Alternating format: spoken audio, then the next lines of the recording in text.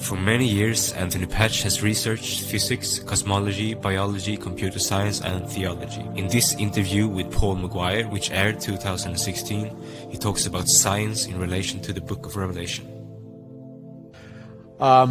Let's first talk about Cern and the Large Hadron Collider. People have heard about that, or most people have. So they've seen pictures of it and all kinds of speculation and theories.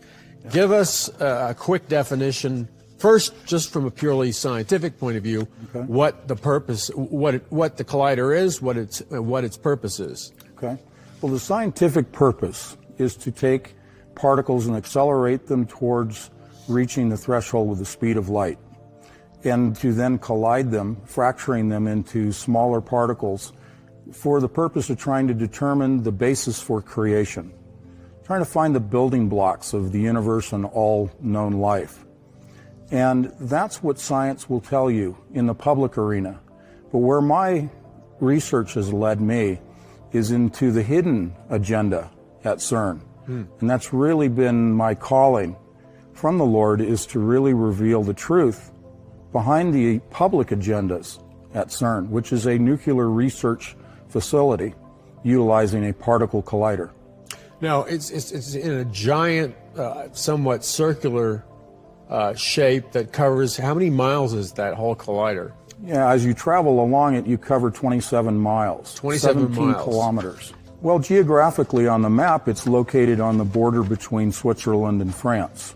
It's near Geneva. It's a sovereign state unto itself. What's a sovereign state unto itself? That would be a self-governing body. They are much like the Vatican. So the collider, I never heard this before. The collider is in its own state like the Vatican? And similar to Washington, D.C., the District of Columbia. So it's based on, I guess, their theory or research or whatever, that if they crack open atomic, subatomic particles, just crack them open, they are saying, at least publicly, that they can find the secrets to the origins of the universe, et cetera, et cetera. Right. But you say that this is not like speculation. It's from your research, you're saying that behind the scenes, they have a hidden agenda that they're not admitting to the public. That's correct. Tell us what your research leads you to believe their hidden agenda is. Well, it's interesting because today it is no longer hidden. They are not hiding their goals. In fact, they're pronounced in a pronounced fashion, announcing it. Last year, the previous director of the Collider facility announced that their goal, openly, is to open a dimensional gateway to another dimension. You might call it a portal.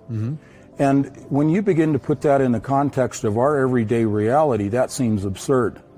And he also made the statement that we don't know what we will find or what may come through from the other side, but we're willing to risk it. This is mind-blowing. So we're not talking even really about your research. We're not talking about speculation. So Anthony, this is not a conspiracy theory. This is the published statement of the former head of Cern, and he's talking about. Did he use the word entity? What word did he use?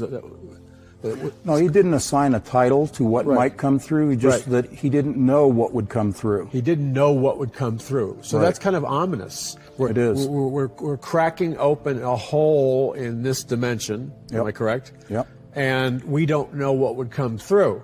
From your research, tell us what you think he was implying, and what has your research revealed about what's really going on?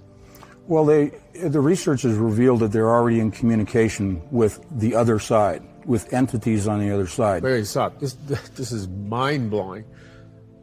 The research has shown that they're already in communication with what on the other side?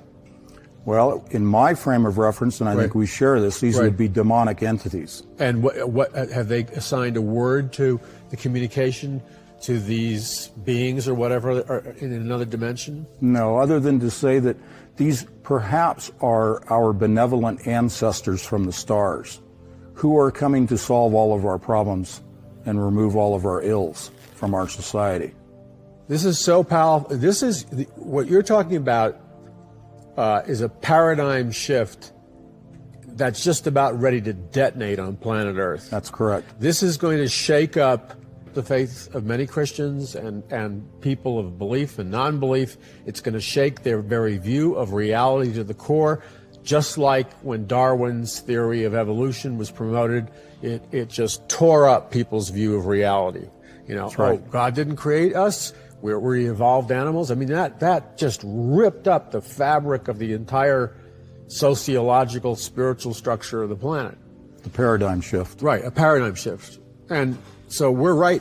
Well, has the paradigm shift begun, or where are we in terms of that? In the popular culture, it has begun because we're seeing the predictive programming in the mass media. In the films and commercials. Think of it in terms of brainwashing. Right. We are predicting the behavior of humans using human behavior modeling in the computer, using a program, that if we put out this stimuli, we will achieve this type of response in human beings, no matter the culture, no matter where they live. And so this is going to what we're going to talk about in a moment, is the adiabatic quantum computer, which is artificially intelligent.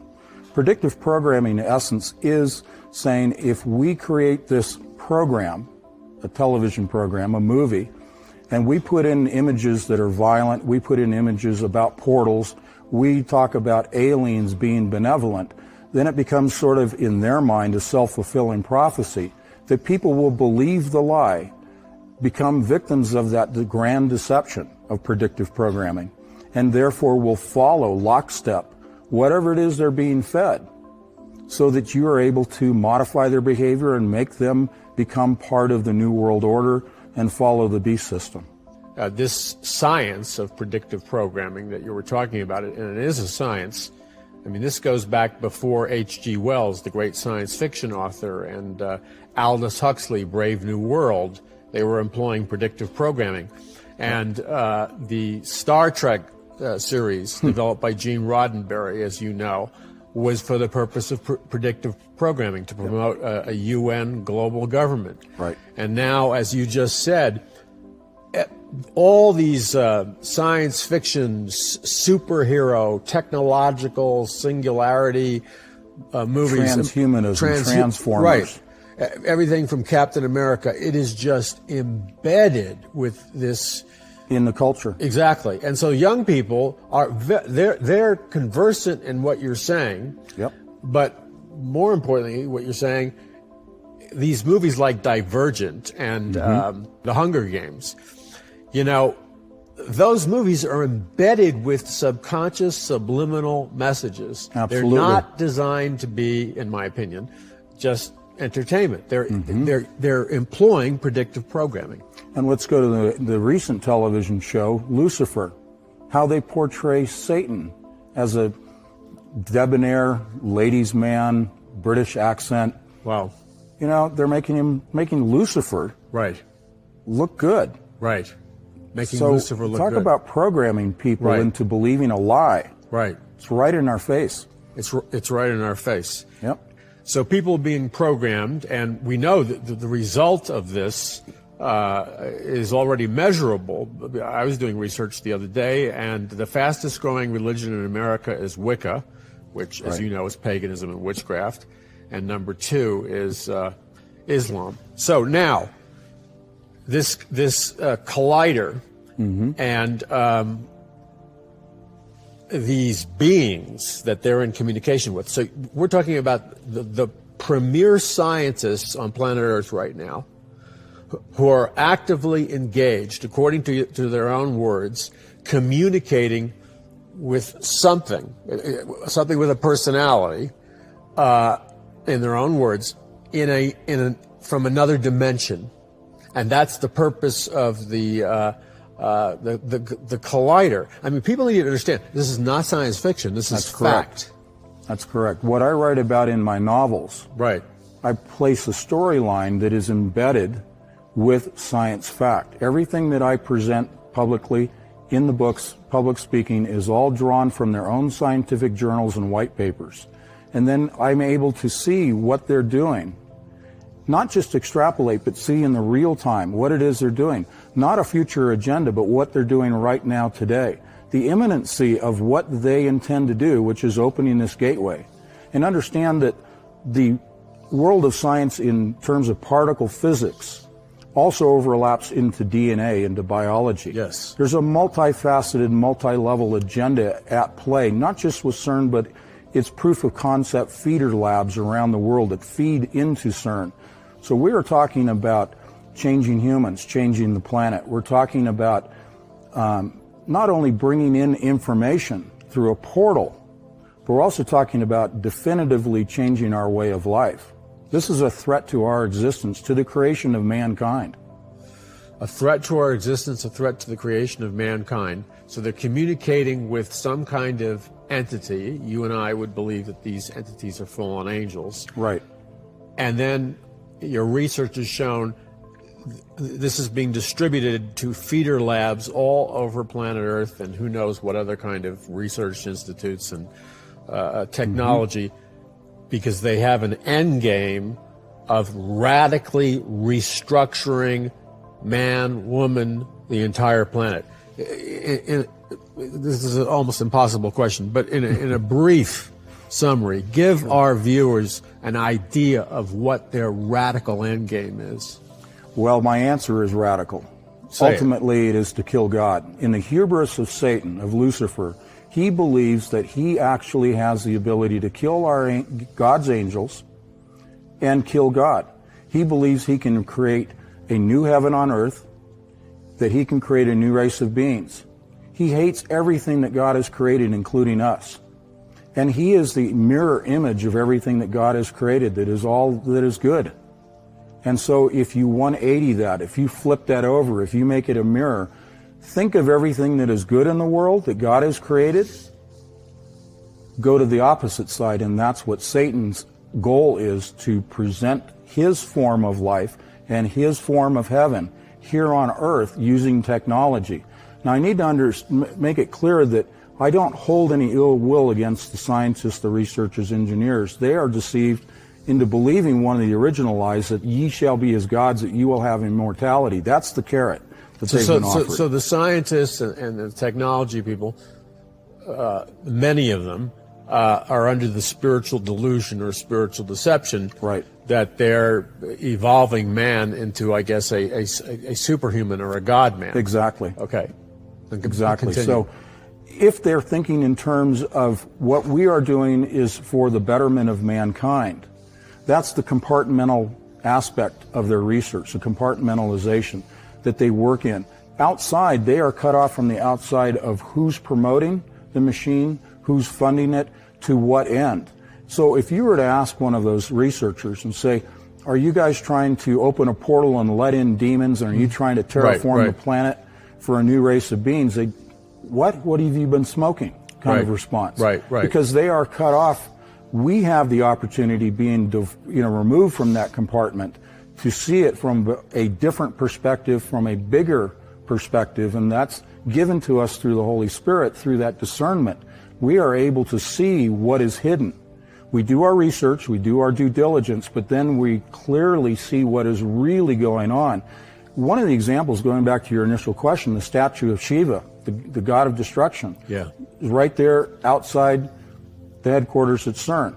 They produced a video last year from CERN called Symmetry, complete satanic rituals. Recently, just a few days ago, there was the opening of the Goddard Tunnel in Switzerland near CERN. Purely demonic rituals. Oh, yes, I saw that. Go ahead, sir. It was terrifying. Yeah, absolutely. That video of the demonic rituals of opening the tunnel, and I only had a brief opportunity to look at it. I saw what was going on. It was an openly demonic. It was devoted to the worship of Satan. It's in our face. But I didn't. I knew that it was the Goddard Tunnel, but I didn't realize it was connected to the whole CERN thing. Well, physically it's not connected. Right. I want to make that clear. But in the sense of the spiritual world and the communication through ritual, they are connected. And in fact, in that ceremony, that demonstration, they showed the opening of the portal that CERN will achieve. And the tunnel itself represents, in physics, quantum tunneling, which is a communication utilizing an artificially intelligent computer, an adiabatic quantum computer, which runs its computations through another dimension, retrieves that information from another dimension, achieving a solution that we can use in our world. Now that is real. That's not fantasy. That comes right from the manufacturer. This is the machine that is employed now, just recently, now at Cern, and will be responsible for the initiation of the opening of the portal and the stability, the holding open of the portal for the receiving of, and I'll give this definitively, it's digitized DNA, demonic DNA, in a digitized form, ones and zeros coming through this portal, received here, reassembled, if you will, and then presented to a hybrid body. Because as you said, Lucifer desires to be God, as the Bible says, and Lucifer desires to create his own race in his own image. Exactly. And I think you would agree. This is very hard for many Christians to grasp. It's a truth that it's hard for Christians to really own. And that is, the world is exactly as the Bible says that it is. Yes, it is. And there's an invisible world, Lucifer at the top, his hierarchy of demons. He compartmentalizes information on a need-to-know basis. And at the very top, there are men and women who are open Luciferians. Yes, indeed. They have committed themselves. They participate in rituals to the worship of Satan, because, as you said, they believe that they're going to conquer Christ. Yep. And Satan is the true, or Lucifer is the true God. That's right. Now, you said that, and I said that, and the Bible says that, but for some reason, there's almost a veil in the minds of many Christians. And I pray, as we interview you, that the Holy Spirit would just break that veil of deception, and that God's people could really see reality as it really is, instead of living in this kind of fog state, which is based on their unbelief of God's Word. Well, let's use the collider for our purposes. Okay. Let's call that evidence. Yeah. It's physical, it's tangible, it's right there in our face. Right. If we accept the symbology they have presented, which is demonic in origin, yes, their statues, their videos, and we take that at face value as definitive evidence to the hidden agenda, right, we can say there's the machine, the most powerful machine, the largest machine ever created in recorded history of mankind. And that is definitive proof that we have a problem. This is a extinction level event, this opening of the portal. If we look at the wars... Did you say extension or extinction? Extinction, I'm okay, sorry. Extinction level, okay. If we look at the wars that are going on right now, imagine if that portal was opened. The key to the bottomless pit is the Large Hadron Collider. If they were to turn that key and open that doorway and we were flooded, the wars would seem insignificant and all the other ills of the planet compared to the opening of this portal. This is why it is imperative, because it's right now today, and it's in our face, and it's tangible proof. That breaks down our own veil. Okay, so Anthony is telling you in a methodical, rational, logical way that we have evidence, the visual pictures, the videotapes, the published statements of the heads, some of the heads of Cern, and they are saying in their videos and the visuals and the evidence that you're talking about, if you showed it in a courtroom, it would be acceptable evidence, right, of openly demonic worship of Satan and open admission of many of the agendas that you talked about. Now, since this is true, and it is true because you have evidence to back up what you're saying, and it also, there's no conflict between what you're saying and the Bible. In fact, the Bible would support what you're saying. Revelation 9. Revelation 9. And when their hidden agendas, when the fruit of their hidden agendas, when these beings start moving through the portal and entering into the earth, I don't think most Christians are ready for the physical manifestation and the supernatural changes that are occur in what we call our present reality. Our present reality is about ready to be violently shaken and reshaped. They are already in communication with something that has a personality and has ability to communicate. And the information that they're receiving must be very high level information, because they're feeding it to laboratories and technologies all across the planet. And what you said, which is so sobering, that video on the internet that captured it was an open satanic worship ceremony, I guess in the Goddard Tunnel. Yes.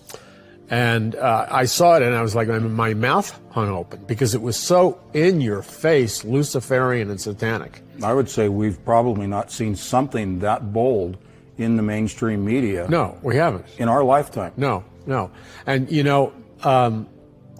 there's been an escalation, and it keeps getting faster and more bold and more prominent. The Illuminati symbols at the Super Bowls and these giant musical performances in stadiums by music superstars and the Olympics. There are in-your-face occult messages and satanic messages and symbols, which tells you there's a very powerful Luciferian elite in this world, very active, and they're not hiding anymore. No, they're not. They've come out. Because they've progressed in their timeline to the point where they feel invulnerable and no longer have to hold back.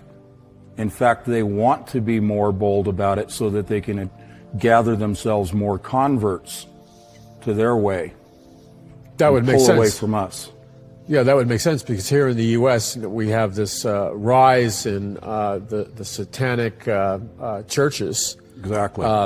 Just openly recruiting, evangelizing, which wouldn't have occurred even 5 or 6 years ago. That's correct. Now, we're talking about how the information distributed to the scientists and others is compartmentalized. Yes. So you talk to many of these scientists, and I've talked to some of these scientists, and they have no clue as to what you're talking about. That's correct. And it was obvious to me talking to some of them is that they only have compartmentalized information. Now, you and I would agree that it's kind of Lucifer's organizational structure is pyramidical. Absolutely. With Lucifer on top, and then it's on a need-to-know basis, kind of like a corporation. Sure. Where Lucifer is the CEO, the founder, and the chairman of the board. Sure. So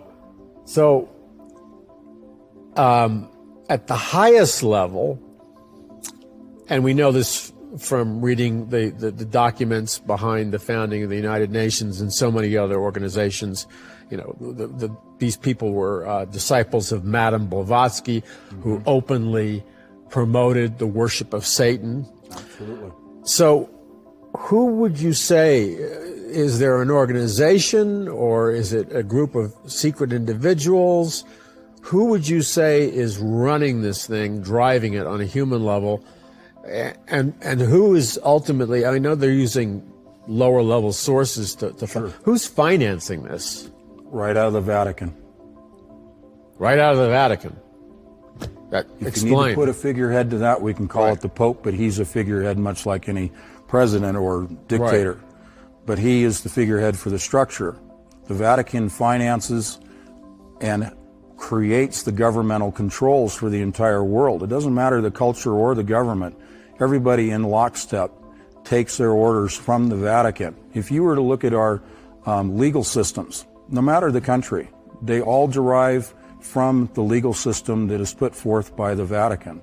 Now they have their minions that are sprinkled out and infiltrated into many organizations like the Illuminati, but the short answer is the Vatican.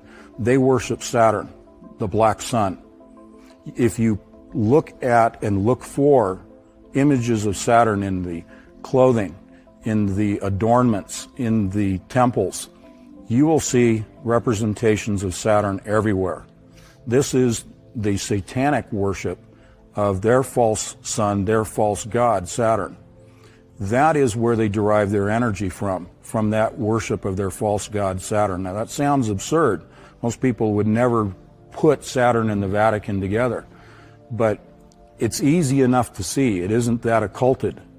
And therefore, who's running CERN, who's pushing the agenda, comes right out of the Vatican. But at the same time, outside of the organizational structure and hierarchy of the Vatican, there are many Catholics, like the late Malachi Martin and others, another guy who they say committed suicide, but by hanging himself, but that was very doubtful. Right. Malachi Martin, a Catholic, and I believe he was a Jesuit. Yep. Warned as a Catholic apologist. He warned of the incense of Satan penetrating the Vatican, and what he was saying, as you know, is that he was alluding. It was his thesis, Malachi Martin, that Satanism had penetrated the Vatican. It reached an epoch. Right, right. So you're not saying all Catholics are... Certainly not. Right, okay. But we're talking about, if you will, a governmental structure. Right. A political, a theological structure. We're not attacking people. Right. But we're looking at the structure that was assembled and promulgated by Satan himself, and the direct, in-your-face worship of Lucifer by that hierarchy in that structure. Okay, it is interesting, though, that the Vatican has had a number of spokesmen, and I believe the current Pope recently made a statement, and tell me if you know the statement, alluding to the fact of some kind of extraterrestrial alien visitation. Tell our viewers about that.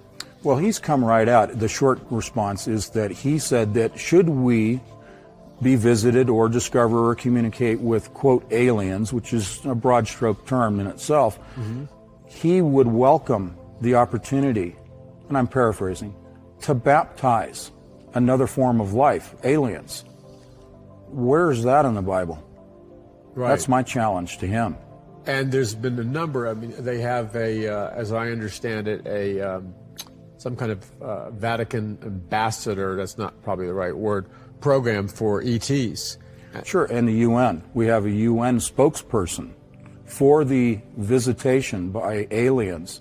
That person, I forget her name at the moment, but she is our world representative. Take me to your leader scenario. And then we have a number, and there's been prominent discussions among a whole series of presidents in the last 20 years where this agenda, this scenario is played out. Ronald Reagan. Right, yeah, Ronald Reagan. Good. Ronald Reagan would be one, and Clinton, and Obama, and a lot of them. Sure. So those are hints. Those are tantalizing little to the masses. Okay, little hints. Yeah. So what do you tie that into the CERN collider, and tell us where you think this agenda is going?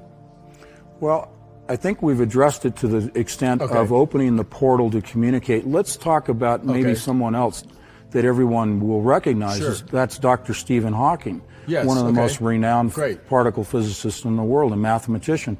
He made the statement, I'll paraphrase, but he said, we're addressing the agenda, the purpose of CERN. He said, you do not want to open this interdimensional gateway because you don't know what's going to come through. So would he have been? Would you call him a critic of the program?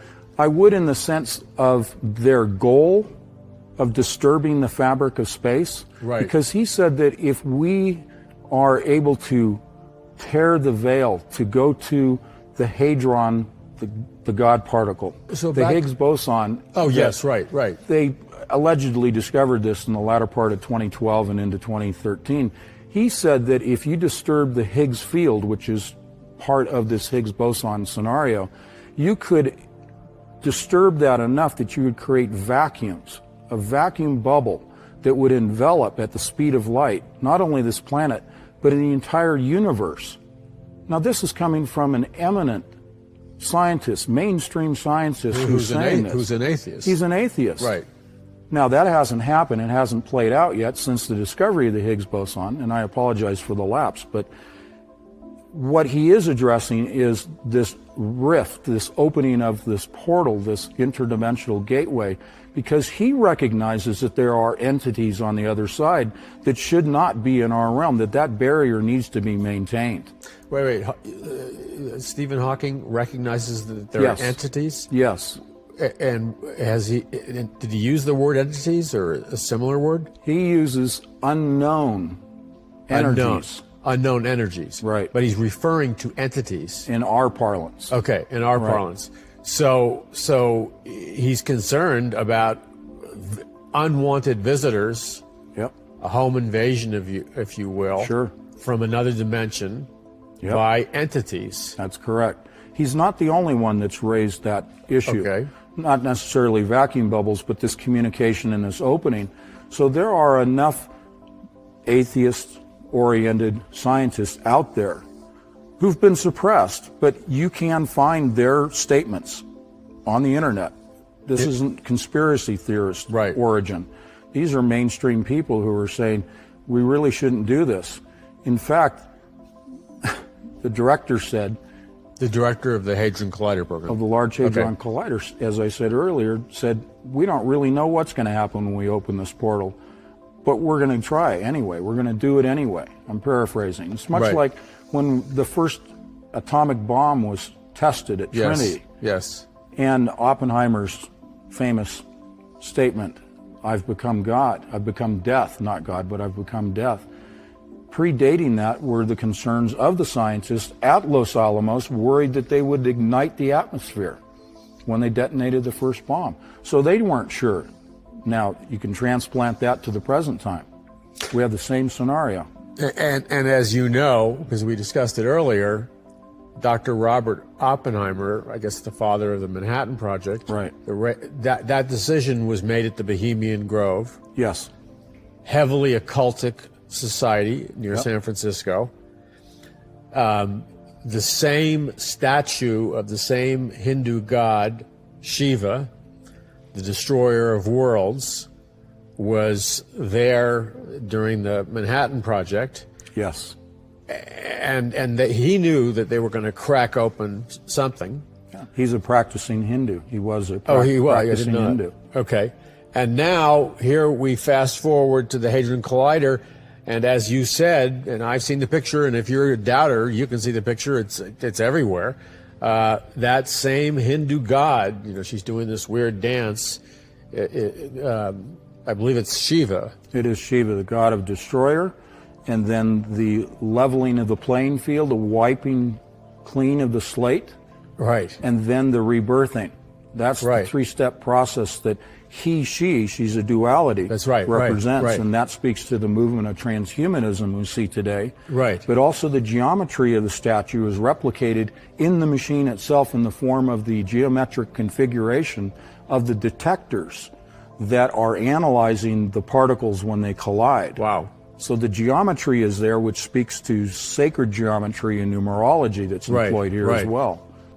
Now, let me underscore real quick. Yeah. Not my belief, their belief. And I assign it to the world of mythology. Okay. I don't find this in Scripture. Okay. But we do see their practice of their worship of the black sun. Yes. You mentioned the Nazis sort of offhand there. The Vril force. Exactly, the Vril society. So when we look at the hidden agenda, we have to look at Saturn and the worship of Saturn, again, the Vatican, but we can put it to the science now.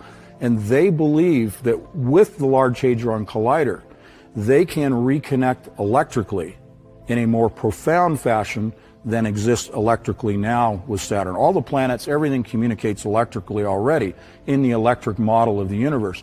But they want to establish a profound plasma conduit, I call it. A plasma conduit, okay. Between Earth and Saturn, because they believe they can tap into both spiritual and physical energy from that planet for their use here on this planet, and it all plays in Saturn. Right. This is not esoteric stuff. This is the new normal. Correct. It is. Anybody goes to the movies, the kids are saturated with this. Yep. Stanley Kubrick, as you know, was secretly trying to communicate this stuff about the Saturn satanic cult in his films, especially 2001: A Space Odyssey. Absolutely. That was a reference to the planet Saturn.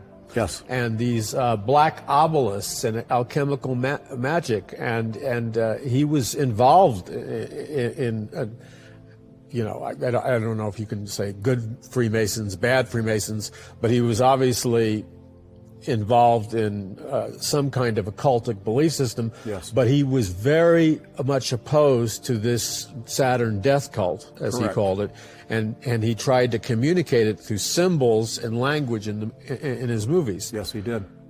So, I mean, this may sound like science fiction to you, but it's not science fiction. It would have sounded like science fiction to have a cell phone and an automobile and a jet 200 years ago. Sure. But the world changed. It's now normal. There's so many important things, and now people say, "Oh, this is New Age and whatever." Well, that's nonsensical. That's like saying your cell phone's New Age. Yeah. You know what True. I'm saying? True. You're talking about science and technology, and your study of the Bible and your understanding of theology. You then draw in from a biblical worldview, an analysis from a biblical worldview of what's going on based on the documented statements of these people. Correct. Which matches up, for example, with the Apostle Paul in Ephesians. For our fight is not against flesh and blood, but against principalities, powers, and the dark unseen forces of wickedness in heavenly places. So this hierarchy of beings that Hawking alluded to, and the other director of the Hadron Collider, it's not non-biblical. It's not New Age. It's Correct. simply an integration of technology and science, and that's not New Age. That's I don't think a lot of people get the fact that science has merged with the New Age movement and Correct. the occult. I think that if people will accept the fact that you can go to the internet and you can see the documentation of what I've already described, that's evidence that you could take to someone who perhaps hasn't been saved and use that as leverage, as inducement, as a way to get them to begin to think critically for themselves. Something that a lot of us have lost because of environmental, because of culture, because of education system, the indoctrination processes we've talked about, have lost that critical analytical process. Yeah, right. That critical thinking skill. It's a skill set. Right. But if you can take the evidence and encourage someone to use their rudimentary abilities to think critically and examine the evidence and perhaps pursue that evidence, which is the purpose of my books, then they can come to a realization themselves that the evidence speaks for itself, not only the physics that's going on, but the agenda that's driving the physics, because I often say you cannot separate the physical from the spiritual. Right. So to say that science operates in a vacuum is full of hot air. Yeah, right. It's nonsense. Right. So science is definitely, it's alchemy. Yes. Of alchemy. old today. Right. Sorcery. It is sorcery, Right. and it is spiritual, but they're integrated together. The goal is to take the evidence and save souls.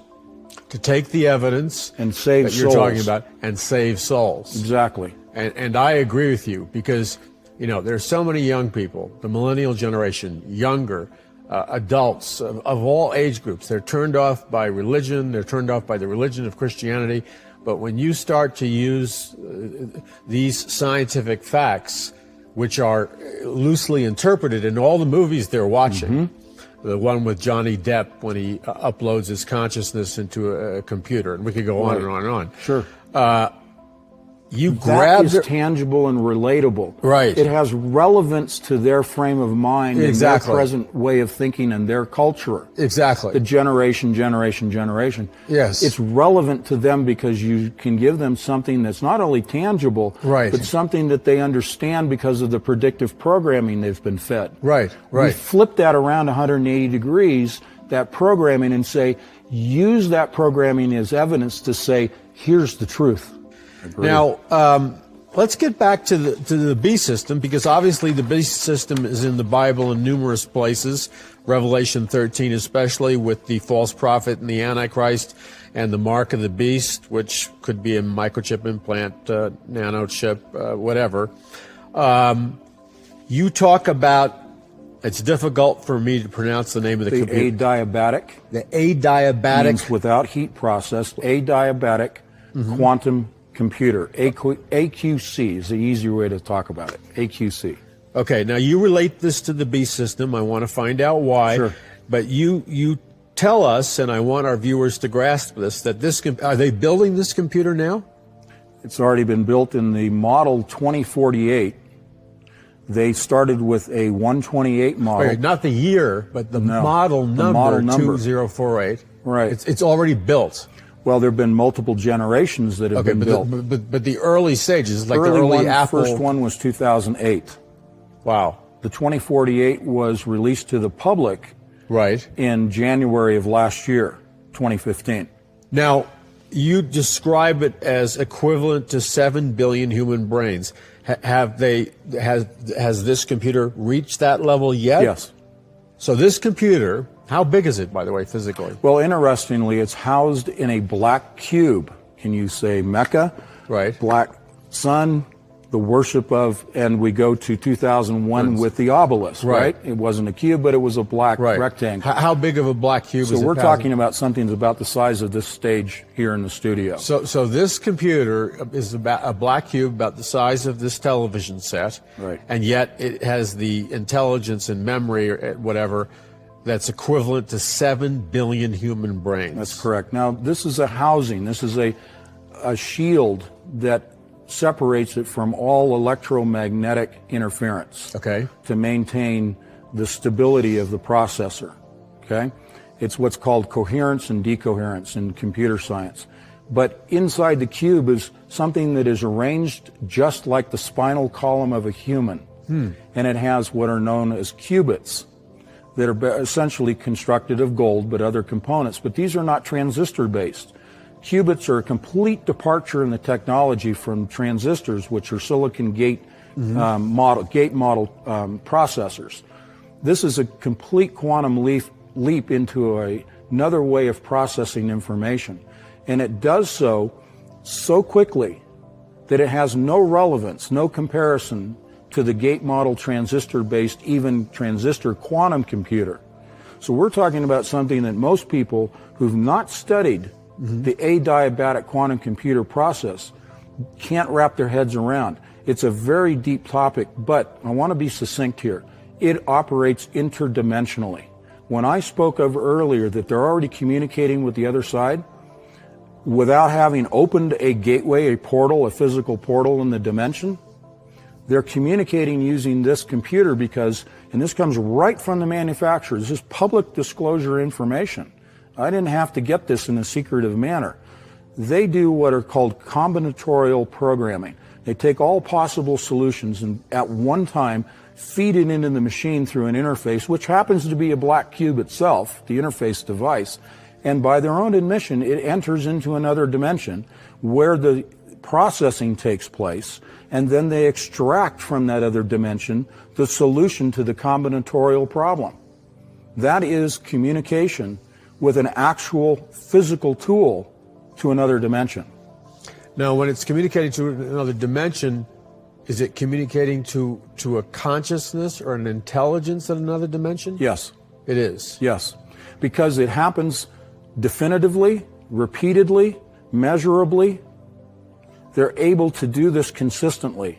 There was a lot of doubt in the transistor-based world of quantum computing that the company that put this quantum or qubit-based processor together, that they really were achieving any definitive answers and that were reliable and coherent, that were stable. But they have proven over and over again. Let me give you one example of who's purchasing Google. The first model was purchased by Lockheed and USC with an open public computer laboratory that the public can access with their first model, and it has advanced through 512 model, for example, two of which were purchased by Google a few years ago. They now have the 2048. The 2048 represents the number of qubits. That is connected to the Large Hadron Collider for the purpose of opening the portal and maintaining the stability of it. Okay, so when you say this computer is connected to the Large Hadron Collider, it somehow is electronically or something connected to? It's no different than our computer networking setups. So it's networked into the Large Hadron Collider. That's correct. So we have literally, it's like, it reminds me of 2001: A Space Odyssey. There's the ape. HAL 9000. Yeah, and then there's the ape and the obelisk, and then POW. Sure. Know. And yet I believe in the biblical worldview. Sure. But it would seem to me that with this level of 7 billion human brains of intelligence, and this is the beast system. Yeah, the beast system. It seems to me that it is already, well, it's already artificially intelligent. Absolutely. But it must be self-advancing itself. Yes. So it's moving towards a singularity where its intelligence surpasses man. Mm-hmm. Do you That's think correct. it's already on the way to that? It is. That is the goal. The question often arises, is it yet sentient? Is it self-aware? I don't Right. believe it is. Okay. And I base that only on the evidence that I look at, not conjecture or speculation. So I don't think it has.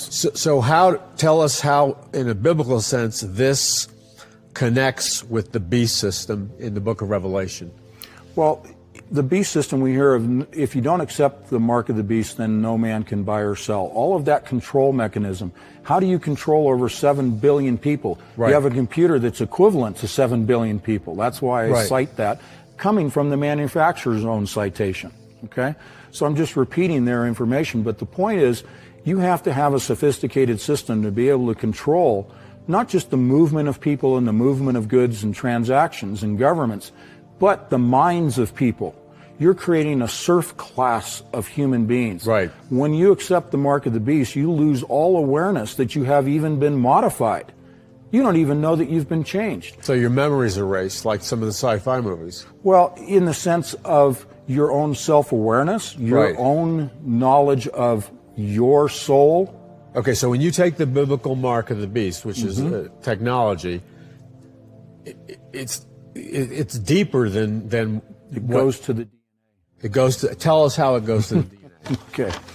This sounds far-fetched, but when you accept the mark of the beast, what you are actually doing is accepting into your body and then controlled from an external source. That control mechanism, the linkage, comes through the electromagnetic connection. We can call it microwaves or whatever, or ELF, extremely low frequency, be it whatever frequency, but that is the link to humans from that computer, and that is the beast system that controls us through our DNA, which has been modified, and then it changes our thought processes. It rewires our synapses in our own mind. Right. Because our brains are constructed from our DNA. Right. You modify the core, you modify the brain.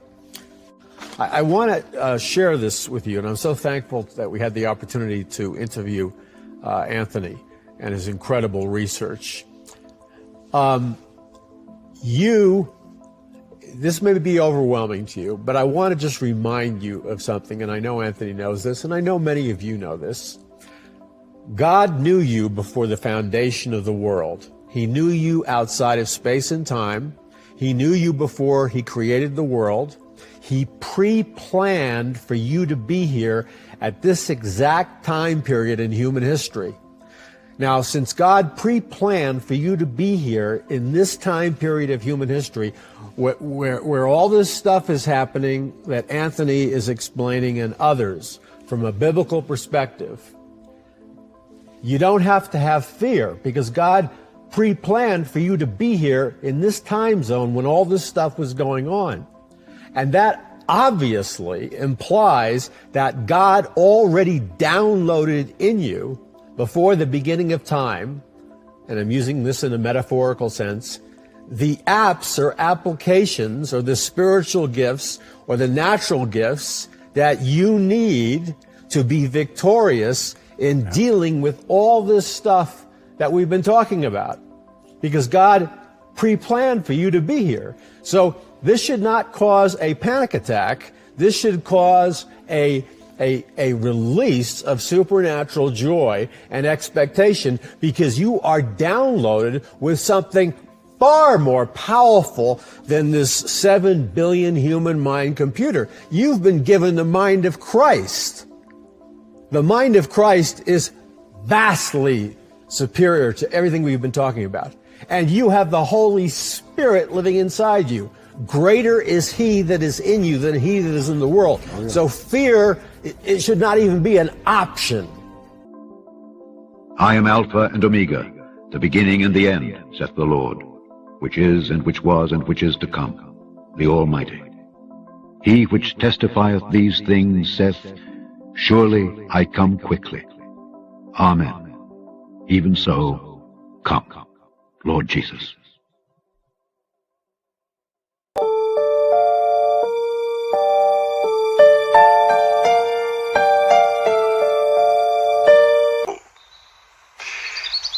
Having been at this now for well over 40 years, I have long observed that people tend not to act until there is a real crisis. Ladies and gentlemen, that crisis has been with us for far too many years, decried, denigrated, and denied. It is now rapidly becoming a comprehensive catastrophe that will dwarf the impact of the coronavirus pandemic.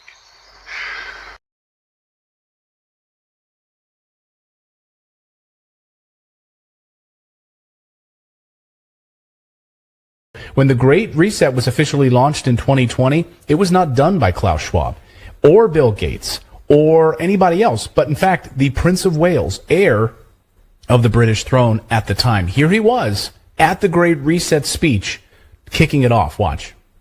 Then we will end up having more and more pandemics and more disasters from ever accelerating global warming and climate change. So this is the one moment, as you've all been saying, when we have to make as much progress as we can. King Charles, proud member of the World Economic Forum. Not only just proud member of the World Economic Forum, he is actually the member of the World Economic Forum who created the Great Reset. Very, very important. The Norfolk Southern disaster in East Palestine, Ohio is connected directly by water to the states of Pennsylvania, West Virginia, Kentucky, Tennessee, Arkansas, Louisiana, and Mississippi. And when you get to the coast, Alabama, Florida, and Texas. People do not understand the magnitude of this catastrophe.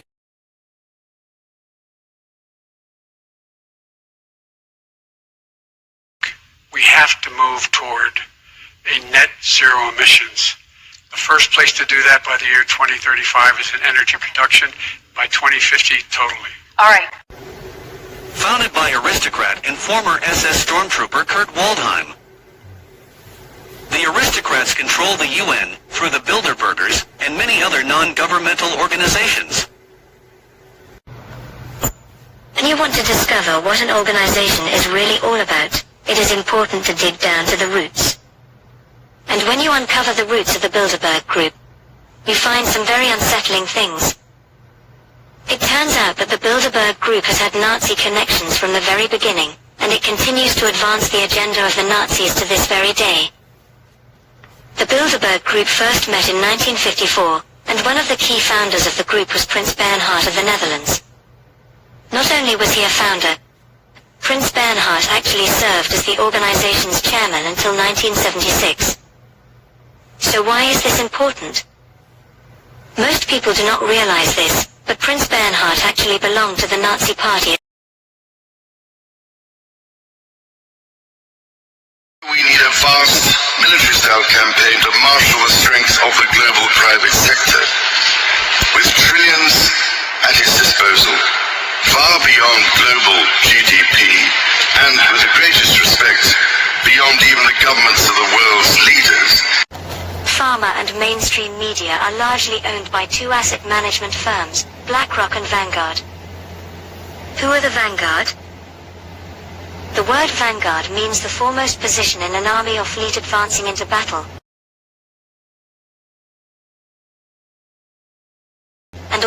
position in a trend or movement. Both are fitting descriptions of this global behemoth, owned by globalists pushing for a great reset, the core of which is the transfer of wealth and ownership from the hands of the many into the hands of the very few.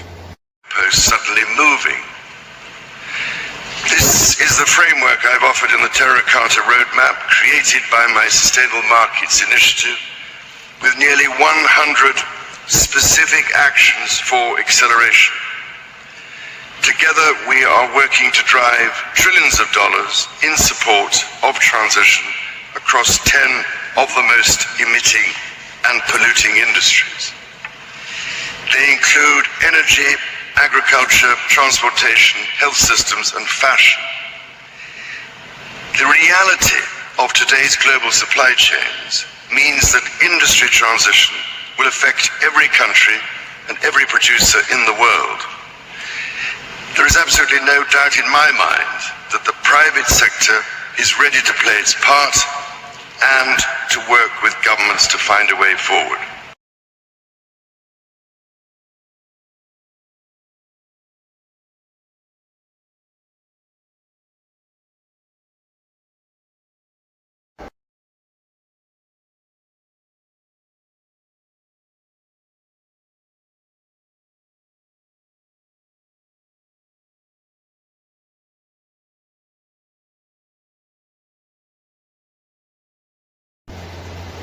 Drug companies are driving COVID-19 responses, all of which, so far, have endangered rather than optimized public health, and mainstream media have been willing accomplices in spreading their propaganda, a false official narrative that leads the public astray and fosters fear based on lies.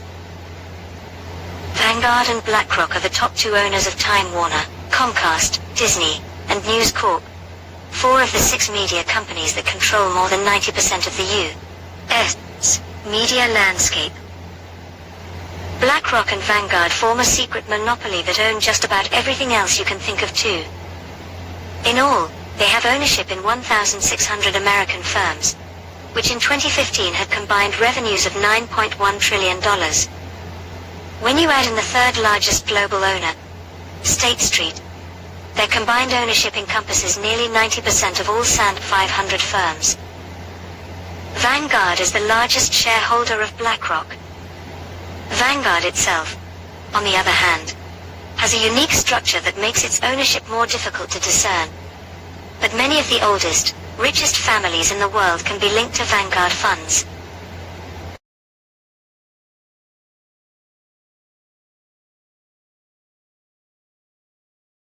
National Transportation Safety Board is opening a special investigation into Norfolk Southern Railway's organization and safety culture. In its announcement, the NTSB urges Norfolk Southern to take immediate action to review and assess its safety practices. The NTSB has launched investigations into 5 significant accidents involving Norfolk Southern since December of 2021. The power of these 2 companies is beyond imagination. Not only do they own a large part of the stocks of nearly all big companies, but also the stocks of the investors in those companies. This gives them a complete monopoly. A Bloomberg report states that both these companies in the year 2028 together will have investments in the amount of $20 trillion. That means that they will own almost everything. Interestingly, Vanguard is the largest shareholder of BlackRock. As of March 2021, Vanguard itself, on the other hand, has a unique corporate structure that makes its ownership more difficult to discern. It's owned by its various funds, which in turn are owned by the shareholders. Aside from these shareholders, it has no outside investors and is not publicly traded.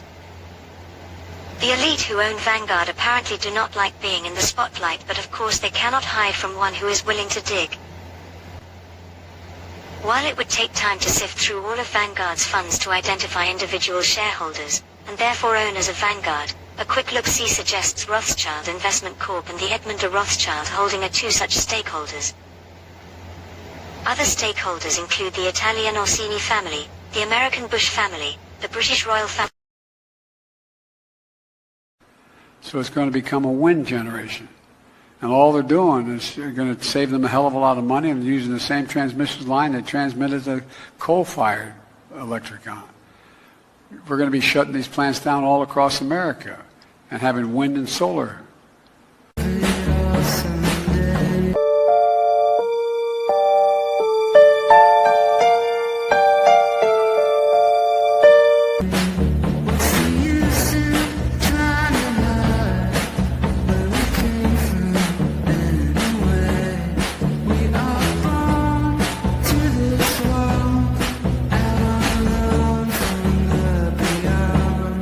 We're going to be shutting these plants down all across America and having wind and solar.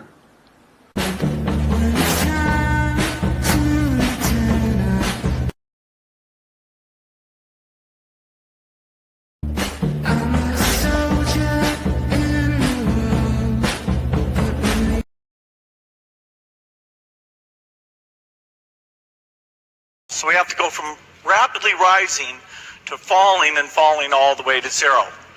This equation has four factors, a little bit of multiplication. So you've got a thing on the left, CO2, that you want to get to zero. And that's going to be based on the number of people, the services each person's using on average, the energy on average for each service, and the CO2 being put out per unit of energy. So let's look at each one of these and see how we can get this down to zero. Probably one of these numbers is going to have to get pretty near to zero. That's back from high school algebra, but let's take a look. First, we've got population. The world today has 6.8 billion people. That's headed up to about 9 billion.